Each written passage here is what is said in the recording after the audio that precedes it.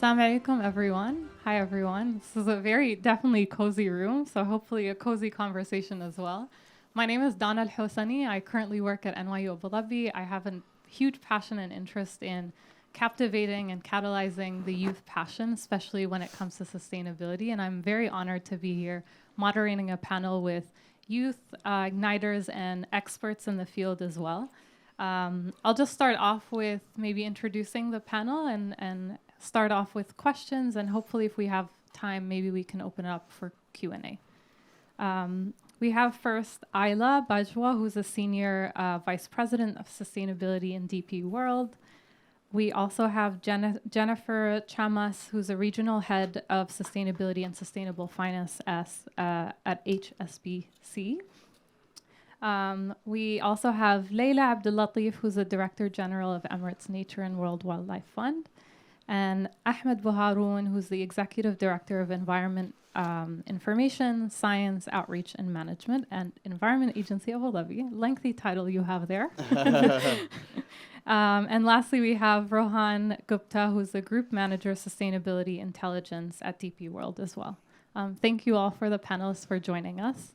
I'll start off maybe with our youth insiders who have recently been selected as part of the Connect with Nature program, which I'd love to hear more about from the two of you. Can you tell us more about what your role as young professionals looks like in playing in leading and charging sustainability in the worlds that you exist currently? And what challenges have you faced? So Jennifer, maybe you can start us off. Sure. So Jennifer here, and what a privilege to be here in this room. And thanks for coming. I know Friday afternoon is not easy. So I had sustainability for the commercial bank in the region for HSBC. I started this role just over a year ago. I moved from London. I've been with HSBC for 12 years. Just briefly on what we do in HSBC and at the commercial bank. So we're focused on transitioning our customers and partnering and supporting commercial banking customers. So that's from small businesses all the way to large corporates. So we touch every industry. We have 3 levers in our strategy. The first is to transition everyone and leave no one behind and provide the right support from a knowledge perspective, but also a finance perspective. The second lever is to grow and help grow the new economy. So think climate tech, agri-tech, providing the right support for companies to go from seed to IPO. And lastly, and most importantly, as the largest trade bank in the world by a factor of 2, our role is to drive systemic transformations across supply chains. So that's what I do. I moved here, like I said, just over a year ago. And just briefly, in terms of when I arrived, our customer base was totally not activated on the topic of sustainability. My peers, who are country heads of businesses, were very skeptical of what I'm here to do. So here I am, a young woman telling these senior people that have been at the bank for 20 years that they need to change the way they operate and the way they deal with their customers. So challenges, in fact, and we dealt with those. So I'll walk you just through a few things. So at a stakeholder level and at my peer level, the challenge was gaining trust and credibility. This is not only a new topic where people feel vulnerable in a banking industry in addressing, but also it's a topic that you have to educate yourself. And senior people or people that have been around for a long time they don't know, they act very uncomfortable when they don't know. So they'd rather just avoid, right? So the challenge was to gain their trust, educate them in a way that's not embarrassing to them or fearful. And we did that through several sessions, just sitting down one-on-one, getting the deals flowing in and kind of gaining that credibility. The second challenge was developing this grassroots movement and galvanizing change in the whole business. And we did that by essentially instilling bi-weekly Sustainability League, which was a training that I'm conducting every 2 weeks across all of our employees, bringing the topic of sustainability within the day-to-day of the bankers and translating what does sustainability mean, not just at personal level, but as a banker, as a relationship manager covering these customers, how can I get more comfortable? What should I talk about? So on and so forth. And so we developed this point system to encourage people to join, ask questions, raise their hand, and talk about a sustainability story. The third is the customer-based challenge. So like I said, very inactive, very skeptical before COP28, sitting in January, many conversations with customers on why should I care? There's no regulation. Sort of, what are you here to do? You're a bank, just give me some financing and let's move on, right? So what we did there was we started what's called the Sustainable Business Accelerator Program. It was a 6-month journey where we helped companies develop a foundational sustainability strategy in 6 months at no cost. And then finally, it was about walking the talk, not just, saying that it's important, but actually showing in a physical way and really visual way that it is an important topic. So 120 HSBC people, including myself, went to Jordan, and we walked 100 kilometers to raise awareness for sustainability. And, it was quite challenging being in the desert, for 5 days, no food really, not being comfortable, no showers, no water, bad sleep. But it was a very, visual way of demonstrating the importance of the topic and bringing together employees from across the bank, across the world. So hopefully that just gives a bit of a flavor on how the year has been and some of the challenges you face as a young leader. But yeah, I think we've made it sitting at COP. We're very proud of what we've achieved this year. We've doubled our sustainable volume from last year. So I think we've proven that we can make a change in the bank. Thank you. Thanks, Rachel. And a tedious work, but hopefully with large impact, inshallah, with the world. Thank you. Gupta, how about you? What does the world look like? What Tedious as well, or? Well, I think fortunately I benefit from having a less practical job than Jennifer, so I'm allowed to kind of be a little bit more idealistic, which is a good thing, I think, especially because I think the topic of this discussion was talking about how we could further incorporate nature as a part of the discussion. And I think that a lot of the time when we look at environmental problems from the perspective of market-based solutions, it misses the point. There are a lot of intangibles and interdependencies that we can't necessarily account for when it comes to nature, and I'd extend that to people, where you can do that for something like climate mitigation, where we've all adopted carbon as the currency, I guess. So I guess that's, in a nutshell, how we approach sustainability at DP World. I think that we have a very strong decarbonization program that touches on the mitigation aspects, but we look at promoting an integrated approach to how we look at our sustainability programs to help make sure that we embolden our teams to better incorporate nature and stakeholder engagement and people as a part of the discussion. So if I were to kind of talk about what we do on a day-to-day, it would be, we're basically in the business of infrastructure development. We give that name ports and terminals, but that's what we do. And a large part of that is trying to find a way to work with corporate finance and finance adjacent departments who, effectively from a decision-making standpoint, run the show on what goes and what doesn't go, and help them understand why being more considerate of nature is not a sunk cost. It's actually a net benefit. So I think that we've done a good job, and I have my Carlin in attendance. My employee, even worse. My colleague. Thank you very much, Carlin in attendance, who looks after reporting. And I think a lot of the discussions that we've had is trying to better incorporate the nature side into the reporting aspects, and I think that will improve with the inclusion of SBTN and TNFD this year, and find a way in which to take a data-driven approach to managing nature as a private sector entity. Thank you very much. Thank you. And thank you for bringing up nature. I think sometimes it's sidelined when we're talking about sustainability or climate change in general, but Emirates Nature, I would say, brings nature at the core of these dialogues and conversations. And Leila, I would love to ask you if there's, how does Emirates Nature, how do you bring together the youth specifically and connect them with nature? Thank you, Dana. It's been really inspiring, actually, just hearing from this panel how you've integrated sustainability within the DNA of the organizations that you're working in. And that essentially was always the goal of our partnership with the Environment Agency Abu Dhabi. We established a program called Connect with Nature quite a few years ago. Ahmed, do you remember when it was established? No. Quite a few years ago. 2019. But the goal of the program at the end of the day was to really, first of all, connect youth with nature, but then mobilize them to really take it seriously and integrate it in whichever organization or business they end up going into, right?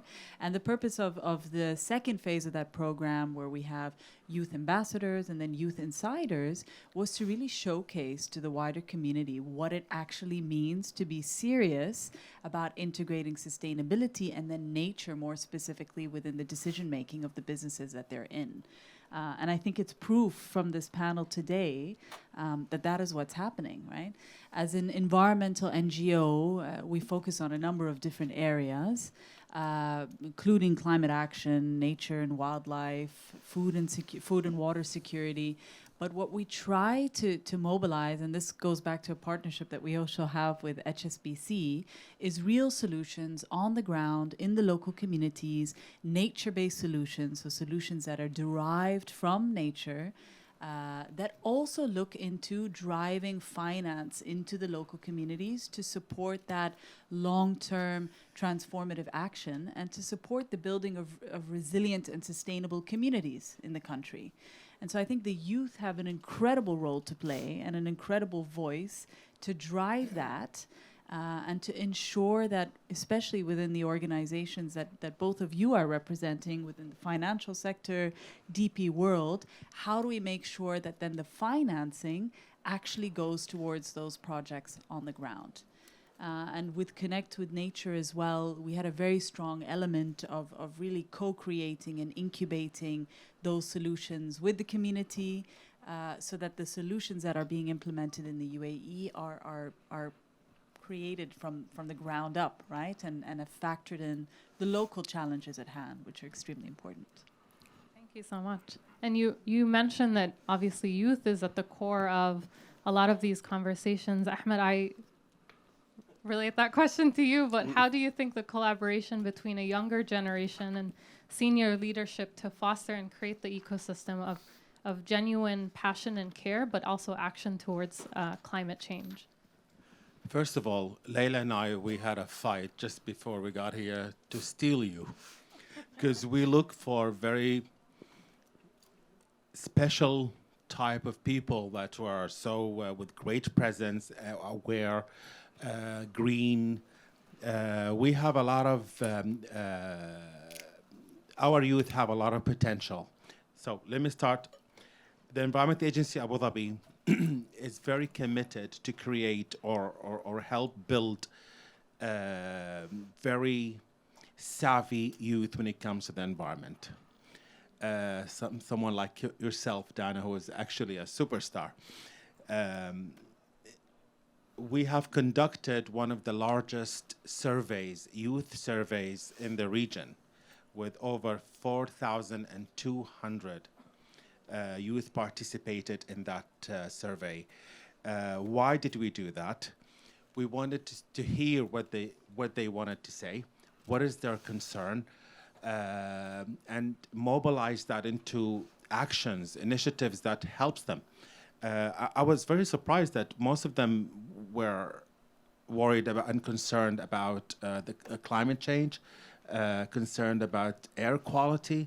So we do have, our hard work has been paid off. So we do have a very aware youth, and I'm happy when I received the result of the survey. It boosts me up and it pushes me to do more. It's a message that we cannot stop at some point, but we need to keep going and going and going. Alhamdulillah, with the things that we provide and our the leadership support. Alhamdulillah, we've reached to the point now. Okay, so what's next? Our youth, it's our treasure, our national treasure. If we don't really protect it and nurture it and educate them, then we're not going to go anywhere. We're just going to, so I'm so happy to see that part of COP28, that you guys have a great voice here. That you guys have a. Leila and I were part of a couple of events that showed especially KOI in KOI 18, and where honestly, it was so impressive to see the three ministers there supporting and coming together to tell the youth that you are in the right place. Here in the UAE, you have full support, and we just happy to make things happen for them. Honestly, it's like a fresh breath for us. Yeah. And I think Dana talked to me after the. Inshallah. We're definitely, I would say, as someone who's part of the youth, incredible opportunities, an array of opportunities to get in, whether it's your interest in the arts and finance. And I think Jennifer and Rohan are great examples of that they have their own fields and own industries, but we're able to bring in the sustainability aspect and implement and drive, even with challenging conversations where it's maybe knowledge-based and learning and building that trust, but being able to expand what the industry could maybe do when it comes to climate change. I think, Ayla, maybe you can speak on the bigger, if we zoom out, on the DP world and the urgency of climate crisis. What strategies do you think can be employed to encourage a more widespread and consistent participation of industries and policymakers when it comes to sustainability? Yeah, thank you. Thank you for that question. So I'd like to kick off by saying I love the youth. Thank God that it has become a major part of the agenda, be it in COP, be it in industry, be it in business, because you give us energy. Like my colleague Rohan mentioned the word optimism. So let's be frank, 20 years into your career, that optimism gets a little gray, right? Especially if you're in sustainability. And what you were saying, it resonated so deep because we all went through that journey, but 20 years ago that we were knocking on doors, begging people to get serious about sustainability. And now we have the opposite problem. Now people who their intentions are questionable and they're looking to become engaged in that sustainability conversation. And it's where were you 10 years ago? and so, but the youth always keeps us honest, right? And especially this generation, leadership has also changed, right? We can't just give instructions and then not be challenged, not be able to justify, not be able to rationalize. And so there's this beautiful dialogue. And I know, and I think that feeds into the question you're asking, how do we integrate sustainability practices within our organization, but also have these larger and wider conversation. And it's really diversity of thought, right? You need to have representation of academia, of private sector, of people with disabilities, the youth. All of them need to have a voice, and everyone has a role to play in the climate conversation. And what's really important is that, and Leila and I have this conversation all the time, which is we can't look at it with the carbon tunnel lens, right? It just can't be mitigation. It just can't be decarbonization. But how are we making sure that we're skilling the youth so that in the future they're ready for work? How do we ensure that everyone is sitting across everyone has a voice across the table during policy dialogues? Because policy is great, but someone has to implement it. And also, policy is not effective if created in silo. And so I think this COP particularly has been a great demonstration of how a multi-sectoral approach is critical to create change inside your organization and outside of your organization. So I don't know if that entirely answers your question, but that's really what we think is going to drive macro level change when it comes to sustainability. And I'll end on a note, a more DP world note, whereby we're a very large organization. We're a global organization. We work in 63 countries across the board.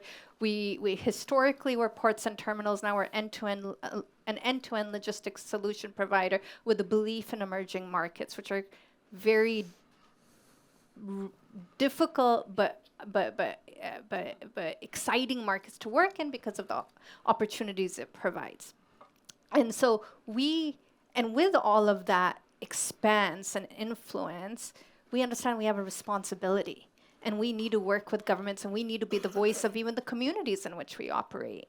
And so we take that challenge. We want to ensure that the youth are engaged in those conversations, are inputting into our strategies and then future roadmaps. Thank you so much. And definitely, I think youth in this DNA, and like this age, are at the table at many of the conversations, at many of the policy decisions, even program formulation. Their feedback is of value and is heard as an important. And I'd love to hear from Jennifer and Rohan, how can young professionals engage more actively when it comes to policy, maybe formulation process, or are companies receptive to feedback from the youth? Are companies receptive? I think, listen, like everything, you have to establish credibility, right? And even more so, unfortunately, when you're young, right? And particularly in this region, where people are not really used to having young leaders telling them what to do. Let's all be honest. So I think we definitely have a role to play. I think what you said definitely resonated. I think we're always the most honest voice in the room, and when something doesn't make sense, I think we're the ones that call it out because we have less risk. We're starting our careers, although I don't know, after 12 years in the bank, I don't know if I'm starting my career, but I just think we have a bit more courage, and we just have maybe less responsibilities in our personal lives, which make us a bit more louder and just riskier in our comments and just maybe a bit more bold. And we have more to lose at the same time if action doesn't happen today because of the consequences of the future, right? So I definitely think young professionals have a voice and need to raise and amplify that voice. And I guess one example, I referred to my peers and my stakeholders initially that were skeptical about the agenda. And so what I did is I used my two bosses. I have two incredible women bosses that I report to, one in the region and one globally. And I used them to put additional pressure on my peers. So we have tools around us, and we have platforms that we can use, and we shouldn't be afraid to use them. We do have a disadvantage, but at the same time, we do have incredible support from mentors and people that do believe in that change. So I hope that answers the question. But yeah, I think it's important that we use the tools that are available around us. Thank you so much. What about you, Rohan? Yeah, no, I completely agree. I think that we obviously benefit from having been exposed to the idea of sustainability and environmental action from a far younger age to our, I guess, more senior colleague counterparts, which helps us to, I guess, develop a more confirmed worldview as to what that means in a private sector or corporate context. And I also agree with Jennifer that there is a glass ceiling to how much change us as the youth can initiate if there isn't top-level buy-in from senior management, let's say, or at a macro-level governments. I think that something that I've been trying to learn over the course of my career, which is not very long, so I don't know if it's worked yet, is trying to understand what the current corporate vernacular is with regards to getting to a point where they understand where you're coming from, and seeing if you can position your argument under that guise. So when it comes to sustainability or sustainable development particularly, what we try and say is that these are the capital expenditure costs after the fact if you do not meet some of the requirements from a biodiversity protection standpoint or from a social impact mitigation standpoint. These are the perceived and real risks that you are likely to generate if you don't meet some of the societal requirements we'd like you to, and then see how they react, I guess. So that's been some of the ways in which we've looked to try and materialize some level of positive change, and I think that really works. And like Jennifer, I also have a really, really good boss in Isla, so it's really nice to share the stage with her, and I think that we get a lot of buy-in and support from her at that senior level to try and persuade the others to come along. Thank you so much. And I think with a lot of the conversations that we're hearing, especially with young professionals sharing or at the seat, education is at the forefront, or is at the foundation of what you need. You need the education, you need the green skills to be able to be in such positions and to push for such changes. So maybe Layla and Ahmed, how can industry leaders and experts continue educational programs and initiatives to promote the nature-based connections with youth? Thank you for that, Dana. I think I couldn't agree with you more. And I think as part of that educational aspect, it's important that experiential learning is really integrated strongly. And what we've done as Emirates Nature WWF is we've also established an additional program called Leaders of Change. This program is open to the wider community. So it goes beyond the youth, although youth are part of that program as well. It's open to government individuals, corporate employees, academia, etc. And the whole point of that program is to integrate further learning.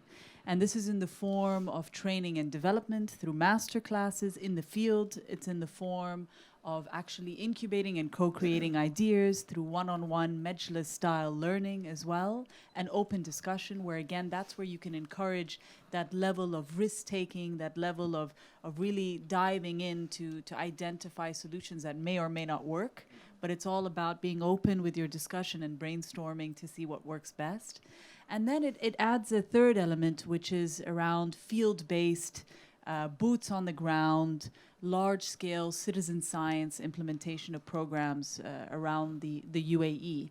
And the purpose of that is to enable the wider community to open their eyes and see firsthand what are the challenges on the ground, test out those solutions, pilot out those solutions, so that they can really start to have a stronger understanding of what those nature-based solutions are, or what those climate-based specific solutions are within their own organizations. So it's all about providing a platform where individuals of all ages, including the youth, can continue that journey, right?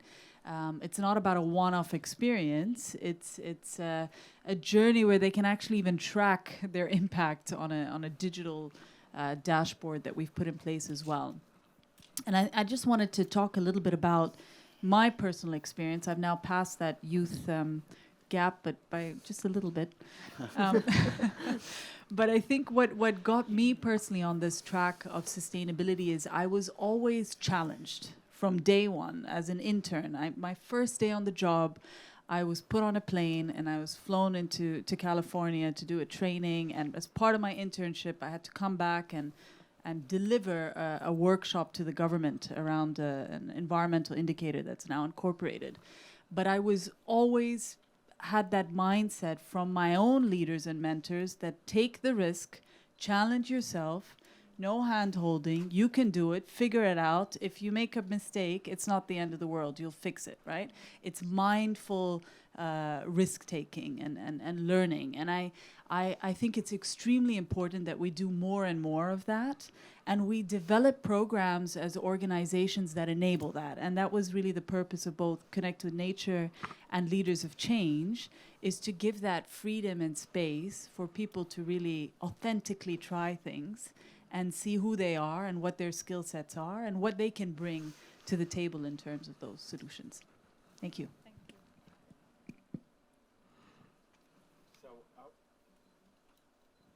I want to echo a lot of the things that Layla said, because we work very close together. One of the things that to improve our youth and their knowledge, we build tools. These tools, we've just launched actually a platform that contains all our legacy programs. We called it NAHA. NAHA came from the two words of natural and habitat. So we took the first two letters and we joined them together, and then we came up with this platform. This platform, it's actually a tool that the youth can use, not just the youth, but also the community, because it makes you and prepares you to how to deal with all the challenges that we have now when it comes to climate change or whatever, but also educates you. And that's where, now we live in the mobile time where everything is within an app, and so we've made that very accessible to them, so they just with a push of a button, they can enter the world of Naha. Naha has now almost 8 initiatives, and this is in phase 1, and we're gonna add more initiatives to it as we go. Now they can be part of our journey, as Leila clearly stated. It is a journey, and we like to prepare them and how to be great soldiers and great ambassadors for the environment. Within Naha, you can customize yourself. You can be part of the turtle release. You can be part of a beach cleanup. You can be part of, citizen science. It's huge right now. We want to build that aspect. And Leila, Emirates Nature and the Environment Agency Abu Dhabi, we're very strong on this, and we are committed to build that together. And so thank you, Leila, for all that. I know it's a lot of work, but Partners in crime. absolutely. So thank you. Great, thank you. This is a great panel full of people just giving a boost of confidence for each other. By the way, when you said that the young youth, I think Leila and I are in that category, exactly, for sure. We're still in that. Thank you.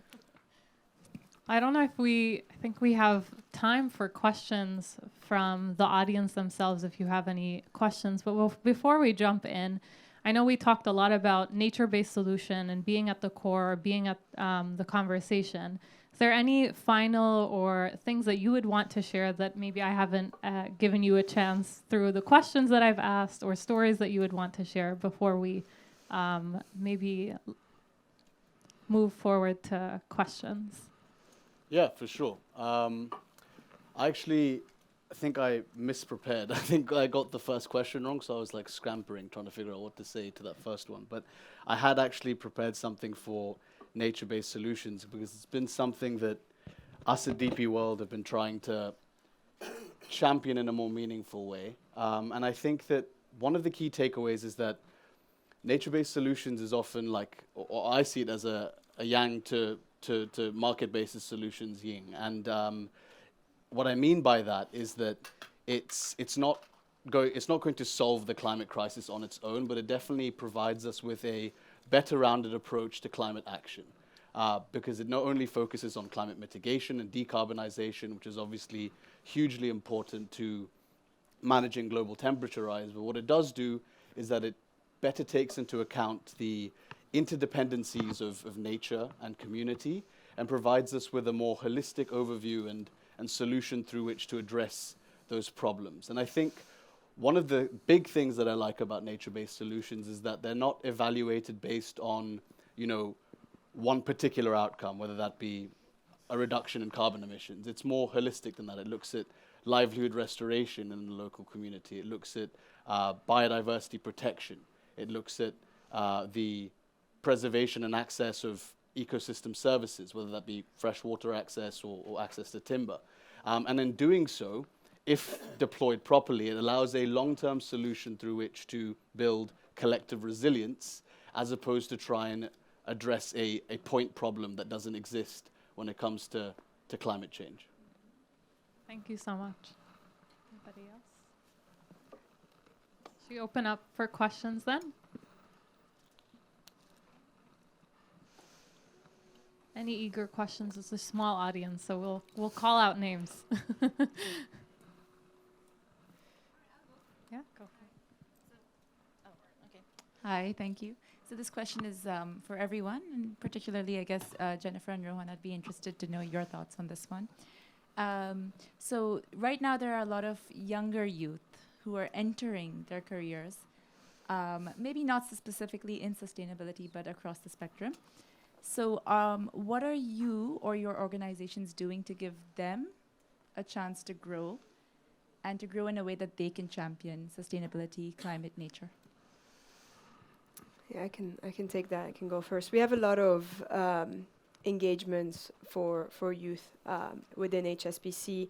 They recently did a hackathon for COP, and we have people, the team that won got to fly in for COP, and so we have a lot of engagement for the youth. But I think, to be honest, like having not been, I'm only 32, I just say, but I remember the start of my career, right? And I remember that when you start your career, you don't really need the organization to set up anything for you. In fact, I think most of the youth initiatives that we have at HSBC are started by the youth for the youth type of thing. I don't think they shy away from expressing what they want, and I think that's what's wonderful about it too, because we often get it wrong if we're trying to, design something from the top down.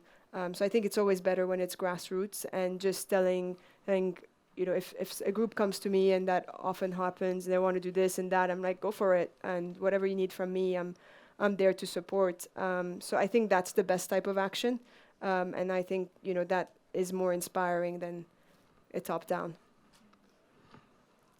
Yeah, I would say that we have a similar approach. Ours is integrated as a part of our World, Our Future, which is our sustainability strategy. And one of the legacy pillars in that is actually education. And we actually complement those legacy pillars with two concepts. So one is just transition. So that obviously looks at trying to empower the youth of today for the skills that will be required tomorrow, and make sure that they're poised to actually succeed in a changed world. And then the second complementary feature is actually our second legacy pillar, which is women. And trying to make sure that we're addressing some of the artificial barriers to entry when it comes to education in the emerging markets where we operate in quite a bit, to Isla's point. And that's done at a regional level, whereby we leverage strategic partnerships that we have to try and make sure that we provide context-sensitive solutions to the communities in which we operate. And that also looks at kind of formal employment opportunities through our He for She mentor program. And then Vicky, my colleague who's also here, I've got a great team obviously, has also started, or we've released an education dashboard that provides access to tools and resources in that regard. Isla, you could let me know if I've missed anything. No, very good. I'm very proud. I have nothing to add. Well, thank you, everyone. I know, very short, but definitely fruitful and an energizing conversation for me as well, especially hearing from the youth insiders, but also from the experts in leadership. So I appreciate all of you for answering the questions and sharing your expertise and experience with us. Thank you. Thanks. Thank you.